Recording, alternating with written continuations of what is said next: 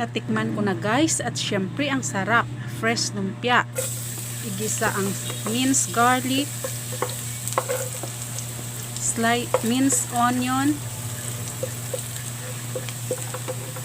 mix together, diced chicken breast, marinated already, mix, soy sauce, makes it brown, salt and pepper, put the liquid in marinade, tomatoes, sweet potatoes, mix,